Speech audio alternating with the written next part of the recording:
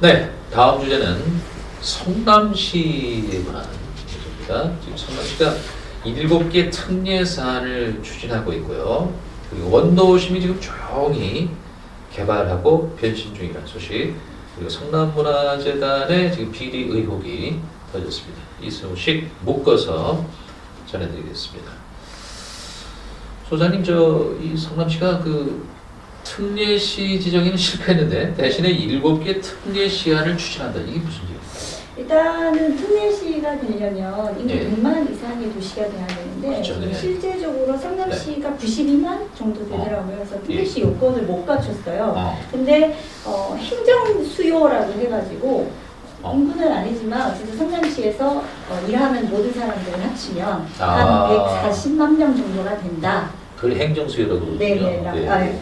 140만 명 정도가 달하기 때문에 우리는 특례시는 아니지만 특례시에 준하는 어떤 사안을 가지고 지금 절차를 밟아서 그 조항에 따라서 관련 특례시가 필요한 어떤 조항들을 넣어서 특례 사안을 만들어서 저희가 제출을 해갖고 진행을 하겠다. 뭐 이런 부분으로 시작이 된 것 같아요. 근데 이제 그 내용을 보면 특례시는 정말 준비 없구나. 라는 생각이 드는 게 첫 번째 이제 산업 분야, 조직 분야, 인사 분야, 교통 분야를 해가지고 특례시가 갖고 가야 될 것들을 싹 다 끌어와가지고 각 단락을 나눠서 우리는 이거 사업할 때니까 추진해달라는 쪽으로 제안을 한 것 같아요. 그래서 산업 분야 같은 경우에는 지금 소프트웨어 지능 시설 지정을 해달라. 근데 이게 진행을 해야 되는 거는 우리 산업 분야에서 원활한 소프트웨어 기업 유치하고 효율적인 행정 처리가 필요하다. 그래서 관련된 그거를 하고 싶다라는 부분 하고요. 그 다음에 투자지역 지정개발 권한을 좀 달라라고 해서 지금 요구를 해놓은 상태고요. 그 다음에 조직 분야에서는 기존에 있는 부시장 조직을 1명에서 2명으로 늘려달라라는 부분하고요. 실국을 보통 이제 일반 신호 5에서 7개 정도 있는데 그걸 한 개씩 더 늘려가지고 6개에서 8개까지 외연을 넓혀달라. 네, 넓혀달라. 뭐 3, 4급 공무원을 1명에서 3명으로 넓혀달라라고 해서 조직 분야에서는 조직 확대 부분을 특례시하고 같이 갖고 가겠다라고 이제 주장을 하는 부분이고, 인사 부분에 대해서도 또 마찬가지로요. 지금 6급 공무원 대상 장기 교육을 자체 운영할 수 있게 해달라. 뭐 이런 부분이 지금 포함이 되어 있어서 그런 권한들을 요구를 하고 있더라고요. 또 교통 분야에서는 광역교통시설 분담금에 대해서 징수한 부담금 중 경기도에서 60%가 60%를 가지고 각각 30%씩 기속을 시켜달라. 성남시 지분도 달라. 네네. 라고 해서 이제 해놨는데 이게 말이 그냥 특례시안이지, 특례시안은 똑같이 이런 권한을 가지고 가려고 하는구나. 뭐 좋은 아이디어 같아요. 이런 부분도. 지금 신상진 시장님이시죠, 성남이. 잘 국민의힘이죠, 그거는. 그렇죠. 이게 잘 기회를 잘 포착하고 노려가지고 진행을 하지 않나. 수원시가 지금 특례시인데 특례시를 굉장히 노력을 많이 했었거든요. 심지어는 이제 수원시 특례시가 되기 전에 수원시장님이 현직 시장으로 아마 최초로 지방자치단체장으로 해서 최초로 아마 최고위원으로 들어간 걸로 알고 있는데 그때 최고위원 올라갔을 때 수원시 특례시 무조건 그때 연태영 시장이었죠. 그렇죠. 네, 그렇게 해서 어떻게 보면 그걸 캐거가 아닌가라는 생각이 드는데 그럼으로 인해서 이제 다른 지자체들도 긴장을 하고 있는데 어쨌든 특례시 요건이라는 부분이 딱 인구수로 픽스가 돼 있기 때문에 이제 그 부분까지는 찾아가지는 못하지만 그 밑에 있는 조항으로 가지고 그러면 우리가 특례시는 안 되지만 특례시가 갖고 가는 혜택을 가지고 올 거야. 뭐 이런 전략에서 이제 그렇게 제안을 한 것 같아서 뭐 굉장히 좀 잘하고 있지 않나라는 생각이 듭니다. 국장님, 그럼 이게 이런 7개 사안 특례 추진, 뭐 도나 또 중앙과 협의가 필요할 텐데 잘 될 것 같습니까? 이게 이제 기자의 촉으로? 여기 딱 보면 눈에 띄는 게 2가지가 있어요. 뭐예요? 하나는 이제 시도지사가 공동주택 리모델링 기본계획을 승인하는데 이거 내가 하겠다. 아까 얘기하신 뭐 교통부담금 경기도가 60% 갖는 건데 반 내놔라. 이게 누구하고 부딪히게 되어 있습니까? 경기도하고 부딪히게 되어 있죠. 그러니까 이제 뭐 지금 뭐 이게 제출한 건 아니고 이렇게 하겠다는 거거든요. 그래서 이 과정에 사전 혐의가 이런 것들이 발표된 건지 잘 모르겠는데 사전 혐의가 없었다 그러면 이제 상당한 이제 마찰을 가져올 수밖에 없는 거죠. 경기도 예산을 막 내줄 수는 없지 않습니까? 예. 이게 이제 이런 거잖아요. 지방자치법 개정으로 해가지고 지역 특성을 고려해서 행정안전부 장관이 네. 어떤 그 특례를 둘 수 있다. 아. 이렇게 이제 개정이 됐어요. 네. 이 근거로 이제 하는 건데 성남이 이거잖아요. 지난번 우리가 다뤘듯이 판교의 그 테크노밸리 네. 이게 이제 우리나라 4차 산업혁명을 이끌어갈 중심주로 이제 구상이 되고 있지 않습니까? 그러니까 이것을 우리가 우리나라를 이끌어갈 첨단 미래 도시야. 여기에 맞는 특례를 줘야지. 이렇게 지금 주장하고 있는 것이죠. 네. 저는 이제 말씀드렸듯이 예. 뭐 조직 확대 이런 거는 행안부와 관계가 되는 거죠. 그 다음에 뭐 이제 이 투자 지역 지정 개발 권한을 우리가 갖겠다. 네. 뭐 이런 것들. 그 다음에 소프트웨어 지능 시설 지정도 우리가 갖겠다. 이런 것들은 또 각 부처하고 또 상관이 있을 거예요. 예. 그래서 상당 부분의 조율이 있을 거고. 자, 우리나라 공무원들의 특징은 네. 권한 내놓으려는 공무원들 보셨습니까?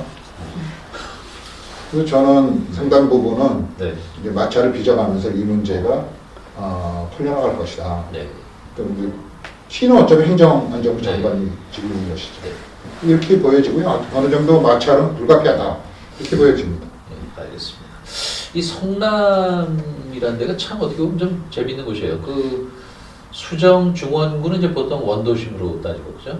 네. 분당구는 또 뭐 엄청나게 잘 사는 지역이고 또 수정구의 이제 일부는 이제 위례 신도시에 또 편입되어 있지 않습니까? 근데 지금 그 언론이 아주 재밌는 보도를 했어요. 이 성남의 원도심 개발이 차근차근 잘 이루어지고 있다. 보통 이제 그 개발은 이제 신도시 지역에만 치중했었는데 성남은 지금 원도심 개발이 아주 잘 이루어지고 있다는 거예요. 어떤 내용입니까, 소장님?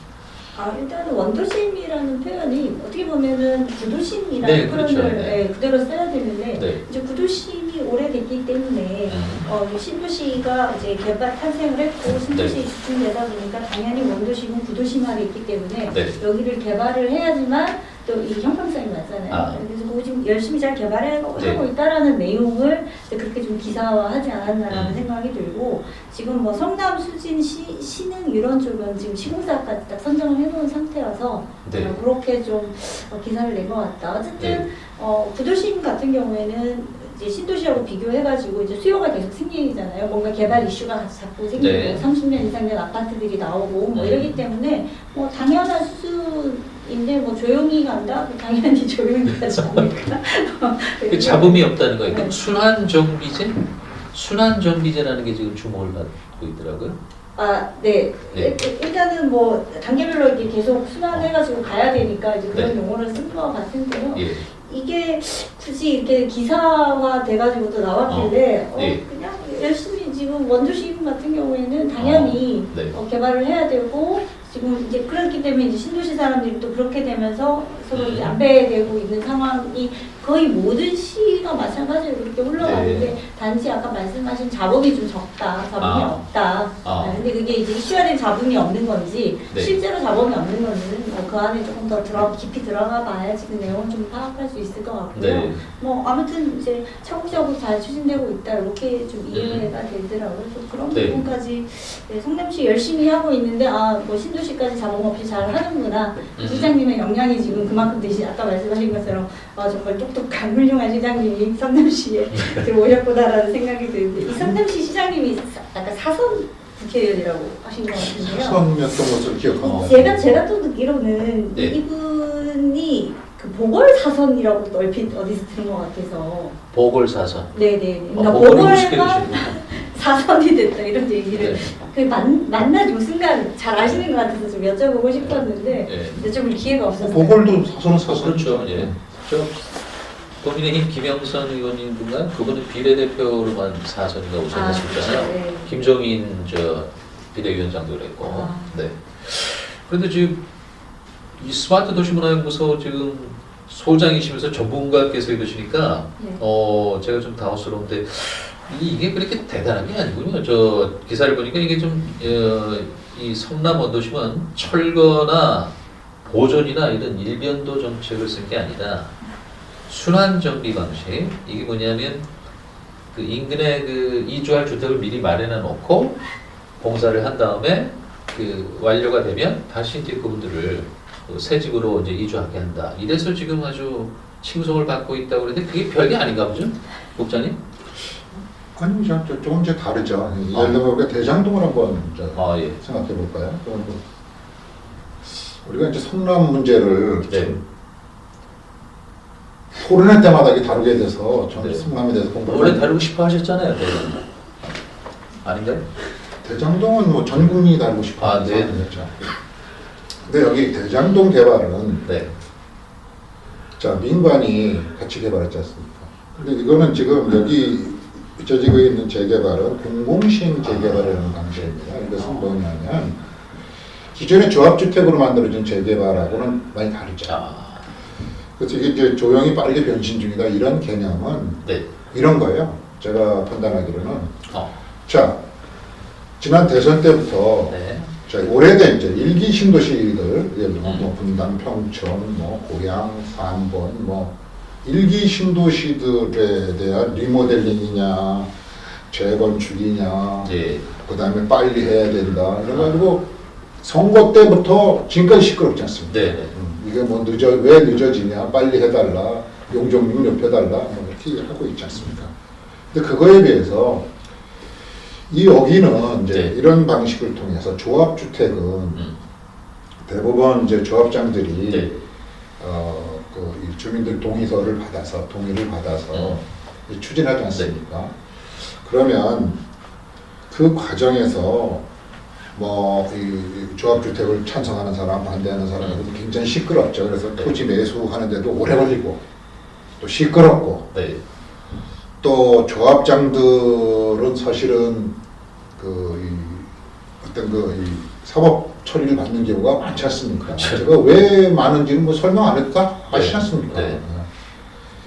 그 다음에 뭐 그런데 비해서 이런 방식들은 일단 토지 수용이 쉽지 않습니까? 토지 수용. 그러니까 공공사업 시행자가 사업 인허가라든지 뭐 설계라든지 이런 것들하고 주민대표회의가 주민들 의견 수렴하고 그다음에 시공사도 추천하고 이런 식으로 하다 보니까 이제 기간이 좀 단축되고 자금이 좀 적고 그다음에 이제 뭐 컨설팅 비용인데 기타 잡비도 이제 좀 줄어들고 그래서 약간의 투명성도 다른데 이런 그냥 조합 주택보다는 높여주고 그래서 아마 이제 이런 문제 조합주택에 비해서 또 기존의 일기 신도시 문제에 비해서 좀 더 이제 조용하게 건설이 되고 있다. 뭐 이런 개념에서 아마 이 네. 포커스를 두고 이 기사가 작성된 것 같고요. 네. 여기 보니까 7개 단지에 24,000 가구더라고요. 네. 그래서 이 모란시장에서부터 네. 저 미래신도시까지 네.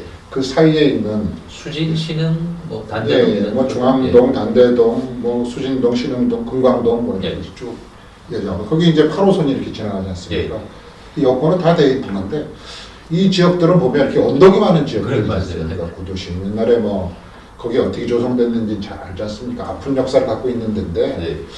이런 데들이 사실은 이렇게 이제 집단적으로 그동안 그러고 분당 사람들은 어디 사시냐면 뭐라고 어디 산다고 그랬죠? 옛날에 네. 분당에 이제 조성되고 분당에서 오랫동안 천당 아래 분당이라고 그러지 않습니까? 네, 그렇죠. 네. 그래서 이제 분당에 거주하시는 분들은 어디 사시냐고 분당 산다고 그랬죠. 성남 산다고 그러지 않고. 예, 네, 그래서 그렇죠. 그러면 저기 뭐 수정구나 뭐 이런 데서 구도심에 사는 사람들은 그 참 순대적 박탈감을 느끼지 않습니까? 네. 이제 그런 개념에서 이렇게 보면 전철도 뚫리고 또 이 전철역을 중심으로 해서 이 언덕으로 해서 굉장히 아픈 추억을 갖고 있는 이곳이 네. 이렇게 조용하게 개발되고 그러는 것은 굉장히 바람직하다. 네. 그리고 시장이 바로 여기 이 지역 출신이 않습니까? 이쪽. 그러네요. 구도심 출신이죠. 네. 그러니까 뭐 그런 것들이 전체적으로 이렇게 지금 맞물려 있다. 맞물려서 지금 조용히 가고 있는데 막 우리 김 박사 얘기하신 것처럼 내부적으로 어떤 문제들이 있는지는 아직까지는 이제 표출이 좀 덜 돼서 그리고 네. 주목을 덜 받았죠. 왜냐하면 일기 신도시가 그러니까. 선거 때부터 주목을 받았으니까 네. 지금까지도 네. 이제 그런 개념에서 이 기사가 작성된 것 같고 그런 개념에서 한번 이렇게 주민들한테 자 이제 이 어떤 이 어려운 지역으로 인식되어 온 이런 지역도 이렇게 빠르게 새로운 도심으로 네. 탈바꿈하고 있다. 네. 이렇게 이제 보여주는 그런 기사인 것 같습니다. 네. 어쨌든 이 균형 발전 측면에서는 참 바람직하지 않나 싶습니다. 성남에 지금 좋은 소식만 있는 게 아니에요. 이 성남문화재단은 지금 비리 의혹에 휩싸여 있어요. 소장님 어떤 내용이죠?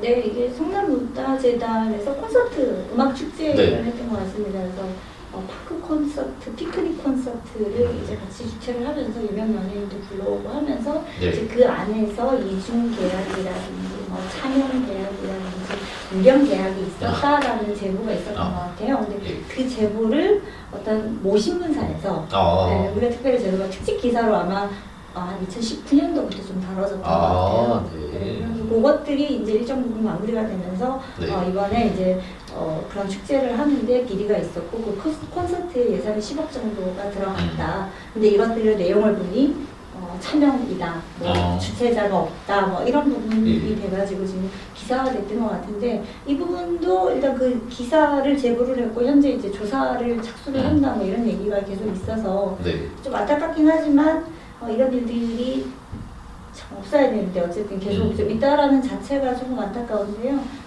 이 부분도 또 좀 더 조사해 봐야지 되지 않을까. 네. 국장님 이건 시가 감사를 하는 거죠, 그러니까? 이제 감사해서 네. 문제점 발견되면 고발하겠다 이렇게 이제 기고 있는 거고 이미 경찰이 내사를 착수를 했습니다. 그래요? 네. 그리고 자, 이 문제는 네. 이제 뭐 예를 들면 계약한 스태프들도 오지도 않고 그런데 정상적으로 돈을 지출이 되고 예를 들면 뭐 어떤 것은 뭐 턴키를 주고 네. 뭐 이런 몰아주는 거죠, 개념이거든요. 턴키가. 이제 그런 개념이거든요. 그래도 음향업체도 뭐 참여 그런 걸로 이제 계약하고 그래서 여기에 뒷돈이 있었던 거 아니냐 이런 얘기고요. 뒷돈이 크다. 근데 이것은 모든 문제는 어디서 비롯이 됩니까? 내부에서 비롯이 되죠. 내부 직원이 네. 감사실에다가 제보를 한 거지 않습니까? 성남 문화 그리고 이제 그 작년에는 어떤 일이 있었냐면 네. 여기에 보면 경영국장이라고 아주 핵심적인 자리가 있죠. 그분을 이분이 어떻게 채용된 건지를 밝혀달라는 공익감사 청구가 됐습니다. 감사원에. 예. 그래서 이분이 어떤 분이냐면 은수미 국회의원 시절에 그 팬클럽 관계자였었다고 그래요. 그 제가 이제 거듭 말씀드리지만 단체장이나 이런 사람들은 네. 물론 뭐 내 사람으로 다 포진시키는 게 너무나 당연하죠. 근데 전문성과 공익성을 겸비하지 않은 사람, 아무리 내 사람이라 해도 이런 문제가 발생할 수밖에 없죠. 그래서 이 당시에도 무슨 일이 있었냐면 네. 어떤 직원이 이 사람의 뭐 문제에 대해서 막 써놓고 그냥 사퇴했어요. 회사를 나갔습니다. 근데 성남 아트센터는 경기도에서 가장 뛰어난, 가장 저명한 문화재단인데 그렇죠. 아트센터예요. 수원보다도 더 이 저명한 공연들이 거기서 많이 빚어지고 있죠. 성남 아트센터 같은 데서 하죠. 네, 맞습니다. 그렇습니다. 왜냐하면 이제 분당이라는 이런 특수한 그렇죠. 그걸 갖고 있기 때문에 그래서 제가 보기로는 그리고 이제 지금 성남문화재단 그 대표이사를 지금 공모 중에 있죠. 2명으로 압축돼서 있다고 그래요. 그리고 아직 이제 임명은 안 했는데 제가 보기에는 이참에 성남문화재단은 좀 아주 완전히 새롭게 정비했으면 좋겠어. 단체장께서 이제 그렇게 하실 거라고 믿고 있지만 네. 이런 잡음이 있어서는 안 되죠. 뭐 어디가 마찬가지로 여기 이 콘서트에도 아주 유명한 가수들이 네. 많이 왔었지 않습니까? 네. 그렇더라고요. 예. 그리고 왜 유명한 가수들이 뭐 돈을 많이 줘서 오는 것도 있지만 우선 가깝지 않습니까? 수준도 상당히 높고 그래서 많이 오는 거거든요. 그래서 저는 이 문제가 성남문화재단은 경기도 내 시군의 문화재단 중에서 어떤 으뜸적인, 모범적인, 가장 저명하고 또 여러 사람들이 이렇게 쳐다보고 있는 문화재단이기 때문에 이 기회에 아주 그 명성에 걸맞는 걸로 탈바꿈할 수 있도록 재정비가 됐으면 좋겠어요. 사실. 좋은 지적이십니다. 성남문화재단 일신하고 정말 환골탈태했으면 좋겠습니다. 성남 소식 전해드리겠습니다.